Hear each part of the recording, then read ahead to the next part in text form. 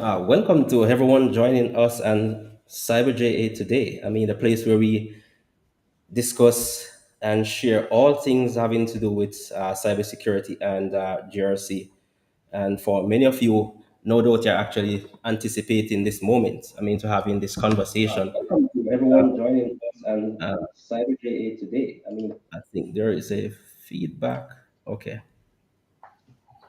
All right. Great. So many of us, as it relates to AI, since November of 2022, we can all attest to the fact that AI has tremendously transformed and enhanced the way how we execute various tasks, not to mention the ability to automate and to execute so many tasks to make our lives much easier as it relates to cybersecurity, information security um, tasks. And it goes beyond just that.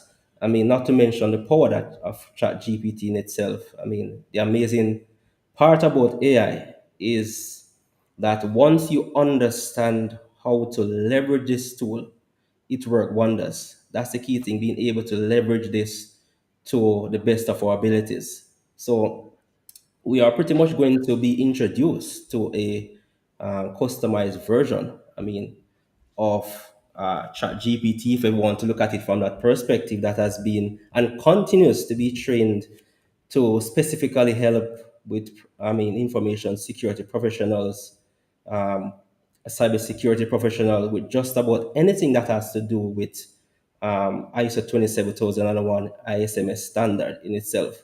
So we have Dion Kozetic, and some of you might be familiar with Dion. He is an ISO 27001 cybersecurity expert and well versed at this subject in of itself. And he will be telling us all about this new development, its capabilities. Conducting a few demos and more so how to access this resource in of itself so that we can actually leverage this tool, to our advantage as well. So, Dion, thanks for being with us today. Mhm. Well, thank you, Rishand, and thanks to all of you who have joined to this event.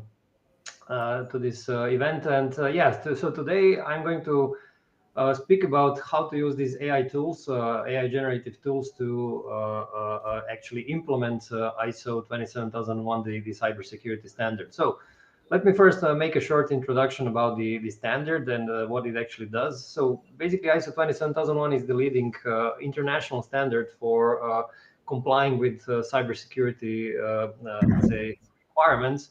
It has roughly about 60,000 companies worldwide certified already, and I would say a couple of times more that are compliant with the standard that did not go for certification. What we see from practice is that companies from various industries are going for this standard, not only high-tech companies, but also manufacturing companies, government organizations, financial institutions, and so on. Now, one big, I would say, challenge with ISO 27001 is that it is complex, right? It's not something that you open a document and you have a clear checklist on what you have to do and you're done in an hour. It doesn't, unfortunately, it doesn't work this way. So usually these implementations are taking like 2 or 3 months for very small companies, up to, I don't know, a year maybe for a larger company. And usually the problem that happens is that people very often have lots of questions, lots of doubts, lots of unclarities on what they actually have to do in a particular situation. And of course, as this generative AI technology has become very popular almost a year ago, this becomes actually a very, I would say, natural solution to a problem like this. Problem like, who do we actually ask all of these questions when it comes to ISO 27001 or any other kind of ISO or cybersecurity standard? And then basically, to solve this problem with the AI, you could basically go in three directions. The first direction is really to use some of the existing cybersecurity or GRC software, which already includes generative AI technology. Now, this didn't happen really yet. So there are some GRC tools which have some smaller capabilities, but this is not really taking place yet. I would say in the next 6, maybe 12 months, the GRC tools that are existing in the market will have certainly much bigger AI capabilities, but right now, still not. For example, we are also working in Advisora, which is which is the company where I'm the CEO. We also have this Conformio GRC tool, and we are also building AI capabilities in it, but it's still not live. It's still not published. Second direction which you can take with AI is really to go and use these generic tools like ChatGPT or Bard and so on. Now, the problem with these generic AI tools is that they are not accurate enough. So, for example, if you ask ChatGPT, what is the latest revision of ISO 27001, it will say that the latest revision is from 2013. Why? Because ChatGPT was trained with data up until, I think, 2021. So it doesn't know that there was actually in 2022 a new revision of ISO 27000 that was published. So you cannot really rely on ChatGPT or this kind of chatbots for accurate answers and for accurate guidance. And then the third option is really to use specialized chatbots or specialized AI applications, which are trained specifically with this standard in mind. And this is what we actually built, and this is what we published. And what we actually published is this tool called Experta. So let me share the screen and show you how it looks like. So let me open screen number 2. Wow. Okay, I hope you can see the screen now. So what I'm showing you now is the ChatGPT, where I actually asked this question, what is the latest revision 27001? And basically it says that the latest revisions was from 2013. So obviously it doesn't have the latest data. Now, Dion, can you maximize your screen a little bit, like zoom in? oh, okay, let me try to do it Yeah, like this. just a little bit more should be good. Okay. Okay, that's much better. Okay, great. So this is the screen. Okay, let me increase. Okay, so this is basically how this Experta tool looks like. Now, this is basically a AI application that was built by Advisora. And the main difference between Experta and ChatGPT or other generic AI tools is that we have trained Experta with our own proprietary data, with our own proprietary knowledge base. So everything that Experta answers you is based on the knowledge that we actually uploaded to Experta. Unlike ChatGPT, which actually collects the information from the internet.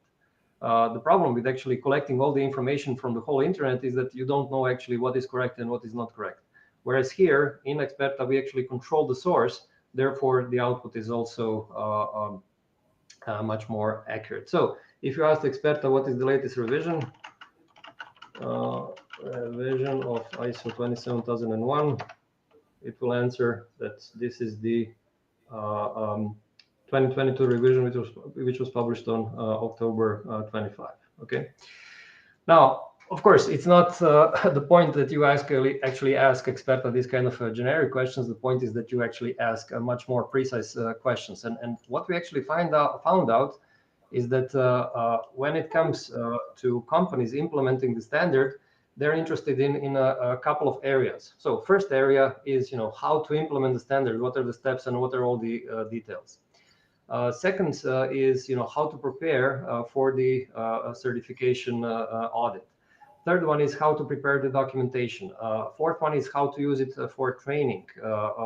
Also how to maintain your management system once you actually implement the standard. So all of these are areas which are of particular interest for companies that are doing this. So I'm going to show you now in the next 10 or 15 minutes how you can actually ask which kind of prompts to use to actually get answers to various questions from the areas that I just mentioned. So And by the way, I can actually send you the link where you can register for free. So this Experta tool is completely free. There is no charge to start using it. So let me just send you the link to where you can register for it.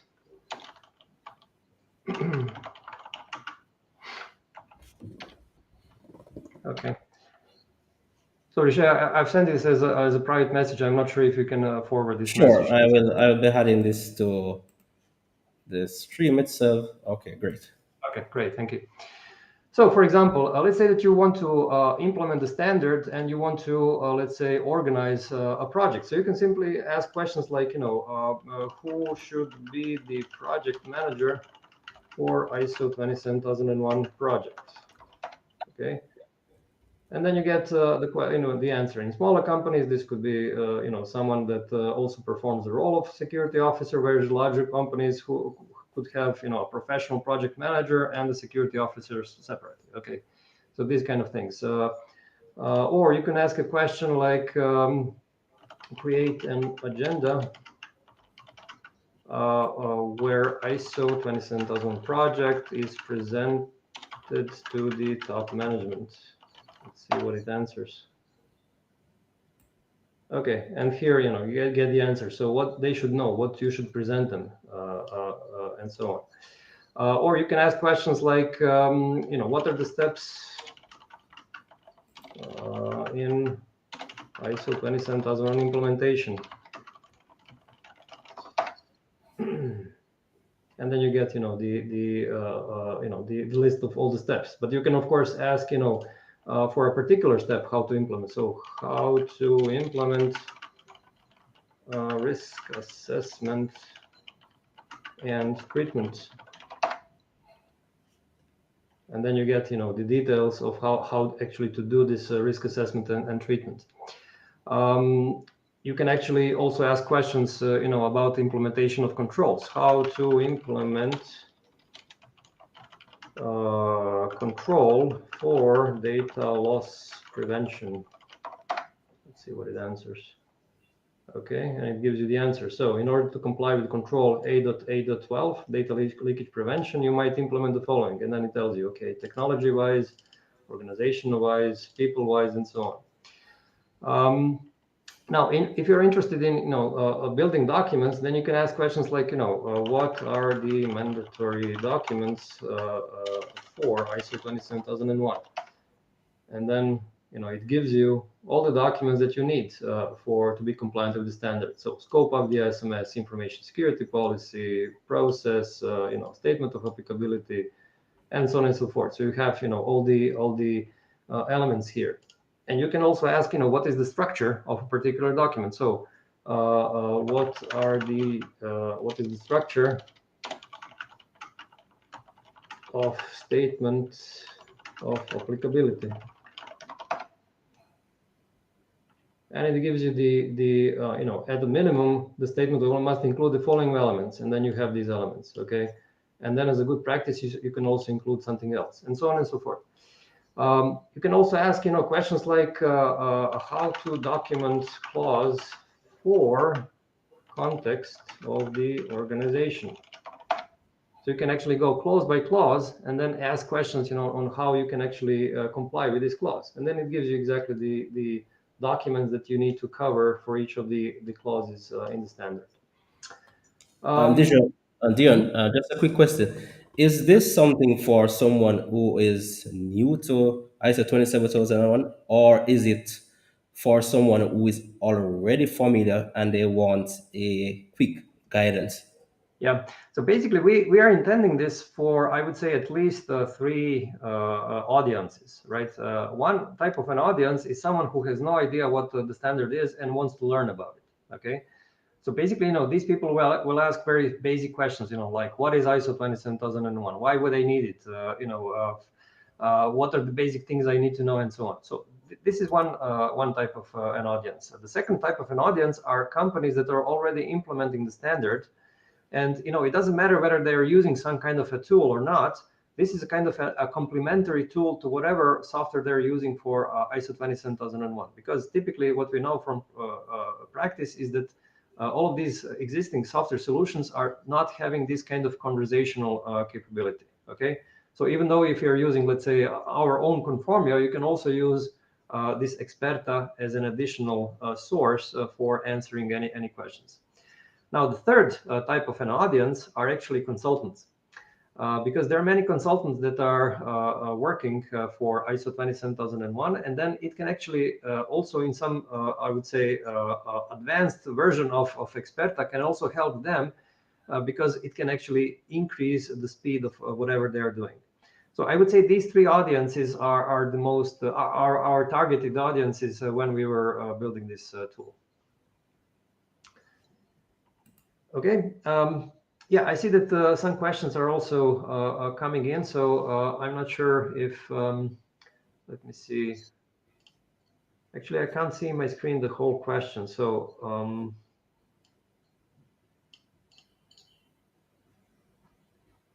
yeah, okay. Anyway, so let me go further with some examples on what you can do. So for example, let's say that you're doing a risk management. So, first thing that you typically ask in a risk management is, what are the assets that we could use for risk assessment, right? So let me see if it does know the answer. Okay, yeah, it does list the answer. So it could be hardware, software, data, people, and so on and so forth. And then it gives you a couple of examples, on what you could use. You can also list, let's say, the controls that you can use for a particular area. So what are the controls for, let's say, secure software development? Okay, and then it answers the question. So basically, then you can, it lists, the what is the control that is particularly related to this software development, and you can, you have exactly what you can use in your risk assessment. I mean, risk treatment. You can also ask questions, like, do we need to implement a particular control, like, I don't know, control A.15 logging. Let's see what it answers. And it says, okay, you must implement if these conditions are met. So it gives you a couple of examples of what needs to happen that you actually must implement a particular control. And what I actually forgot is that you can share the post. So if I click this link here, then I copied the link to this post in the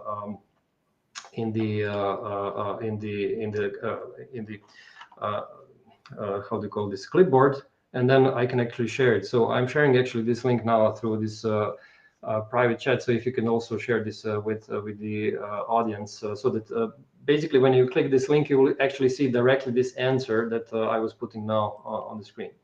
Okay, sure. Okay, you can also ask questions like, more generic questions like which controls to use for cyber attacks.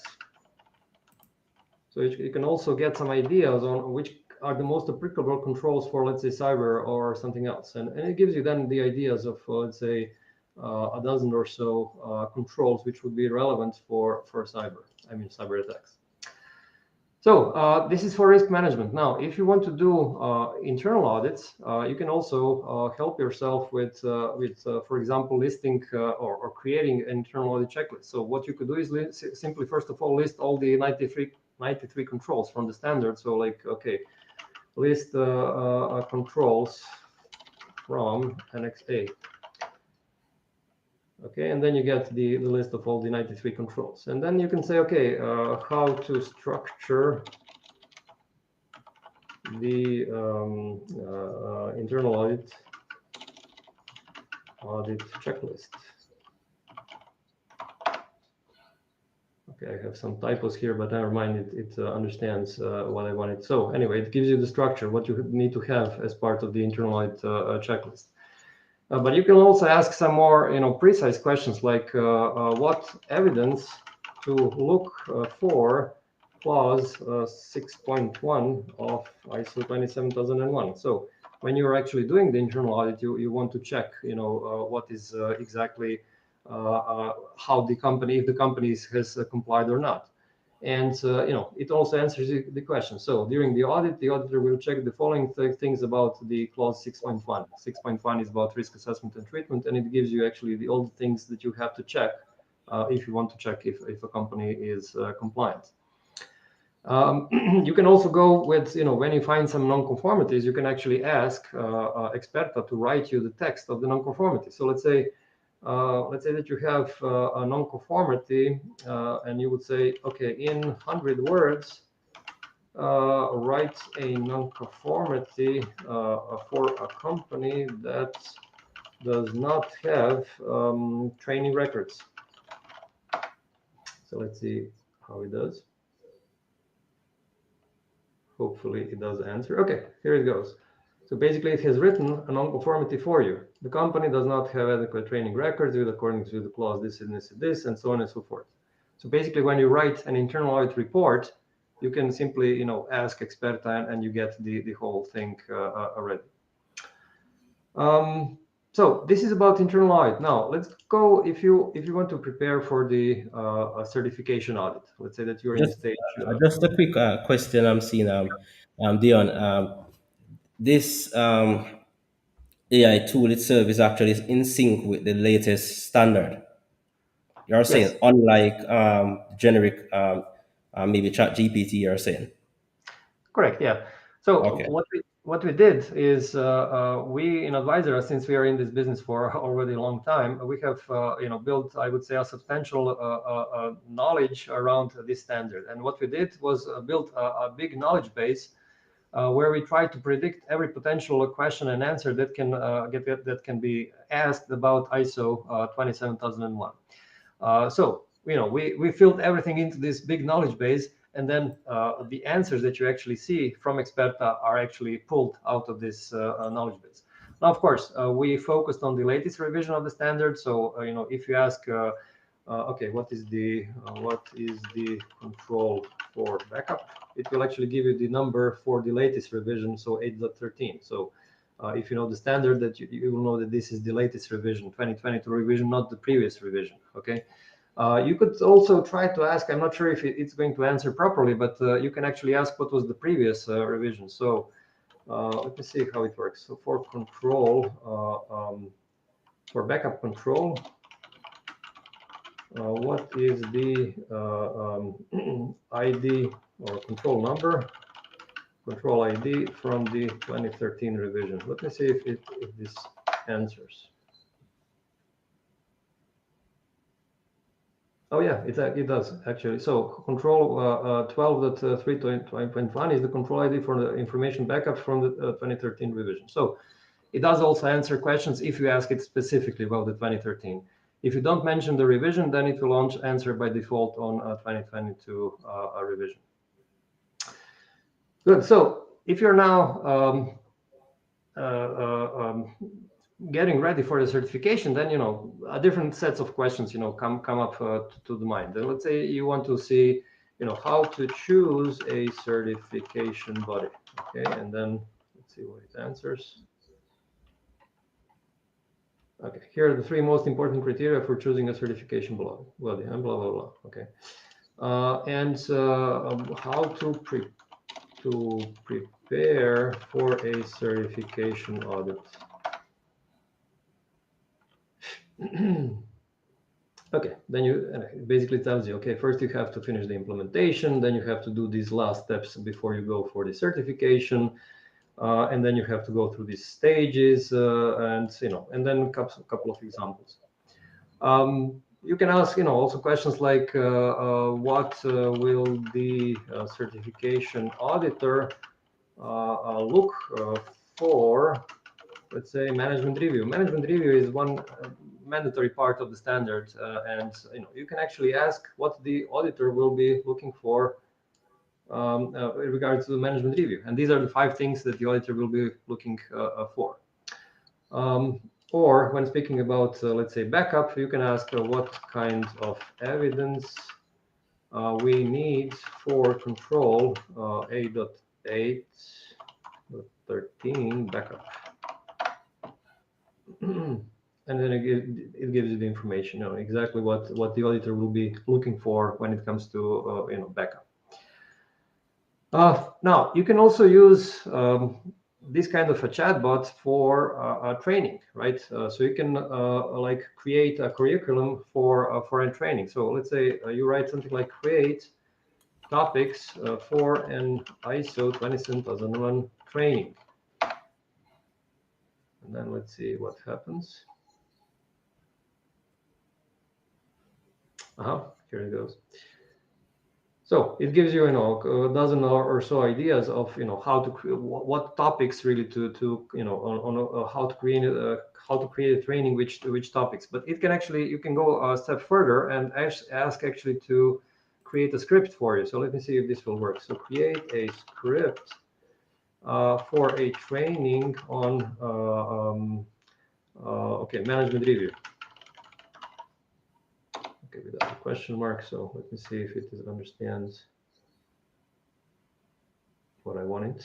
Okay, it does. So basically it's a title and it gives you an introduction, what you can present, and then key points to cover, and a little bit about each of these elements that are important for a management review. So you can go, in depth here. You can even, ask it to create questions for a quiz. So create a multiple choice question with 4 answers for a topic of management review. Let me see what it gives you. What is the purpose of the management review? Okay, A, B, C, D, and it gives you also the correct answer, which is the one. So the point is here, you can create these trainings in a much more quicker way using this kind of tool, and this is of course very helpful when you're in the middle of the implementation.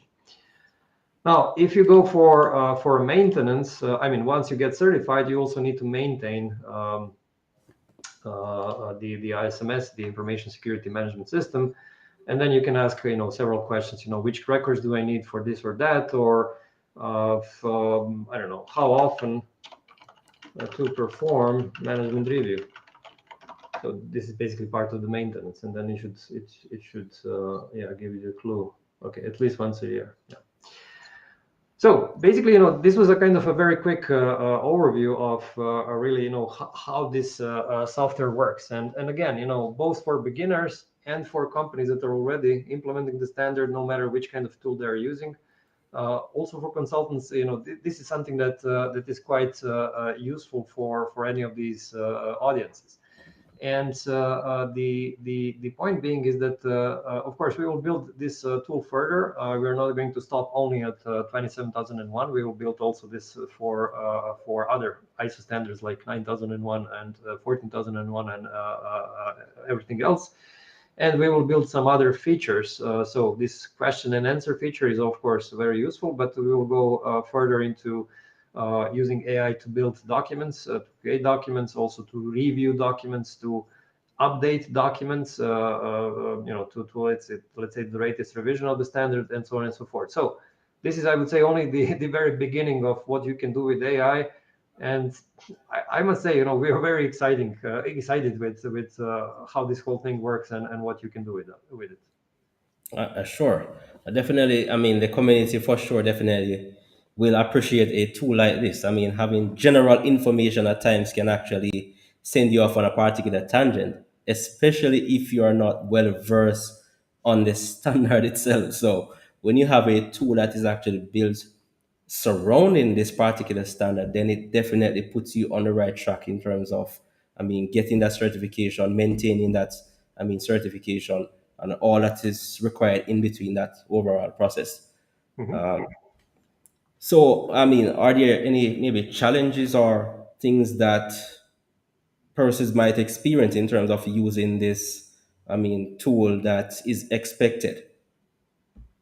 Yeah, so we are of course always in the communication with our clients and with our users, and what we understood from our users is that they're afraid the most if the answers they are getting are accurate. because they have this experience, with I don't know, ChatGPT and others, where they don't really know. I mean, it answers in a nice way. It sounds plausible, it sounds nice, but is it right? And what we actually did is that we're monitoring all the questions and answers that are going through Experta. And whenever we see that the answer is not correct, which sometimes does happen, I'm not saying that this is a 100% accurate tool, but we do monitor these questions and answers. But whenever we see that the answer is not correct, we actually manually create a correct answer in Experta, and we send the link to a user. So if you already use Experta, you might actually receive now and then this kind of an email where we actually make these corrections. And by doing this, we are not only improving Experta and improving our knowledge base, we are also, I would say, assuring our users that they will always get a correct answer, if not right away, then in, let's say, a day or two. So I would say the biggest challenge and the biggest lesson here, is be correct and make sure that these answers are really trustable. And we are very, very, very careful with this and put a lot of attention to it. Second biggest challenge is really with privacy. So it's as you know, these generic GPT chatbots are using some of these questions and answers to train actually their models. And then you might have a problem with security because some of these sensitive data actually could go back into the model. We are definitely not doing this. So it's we're never ever using any sensitive data to really train our model. Of course, if we see that the question is that the answer was given wrong, we are simply correcting this, but we'll never use the sensitive data that actually a user has provided. So it's a big I would say a big important thing that we take care of. All right. So, guys, I'm not seeing any additional questions. So, there you have it. I mean, this is just a to pique I mean, create that awareness of what actually exists. I mean, beyond all the various AI platforms that we do have. And you have actually made a very important point is that when it comes on to the implementation of these various standards, then it's very important that we understand what it is that we are doing. As you have rightly said, that the AI tools are actually there to provide all this data, but at the end of the day, is it correct? So that's the key thing for us to take that time to ensure that as professionals, we really understand the standard, understand the requirements, the procedures, the process that is involved in its implementation, its auditing, maintaining the standard certification. Yeah. So I mean, Dion, I'm not certain if you have any final, I mean, words to share before. Yeah, I mean, for us, this is really the future, and it's some people might accept this quickly. Some people might accept this, let's say, later on. But it's coming. It's I would say, it will be very hard to work in this compliance and cybersecurity area without using AI. It's already speeding up the work, but I would say in a couple of years it will be almost impossible to actually work normally without these things. So this is definitely. I'm not saying that other types of tools will disappear. So I think governance, risk, and compliance tools will continue to be one of the main tools really to implement the standards. But I would say these kind of AI tools will definitely be a complementary tool to these GRC tools. So it's I would say a big step forward to actually make this implementation easier. And ultimately, this is the goal: make these complex things easier to use, simpler to understand. Sure. So, guys, there you have it. I mean, looking at the use of, I mean, AI in assisting us with the implementation of ISO 27001. And Dion, it was indeed a pleasure having you. And we look forward to many more, I mean, conversations and, I mean, new discoveries, I mean, from your side. Well, thanks for inviting me, and yeah, thanks for a good show. Thank you, and thanks everyone for joining. Okay, great, guys. So enjoy, take care, have a wonderful day, depending on where you are. Yeah, bye bye.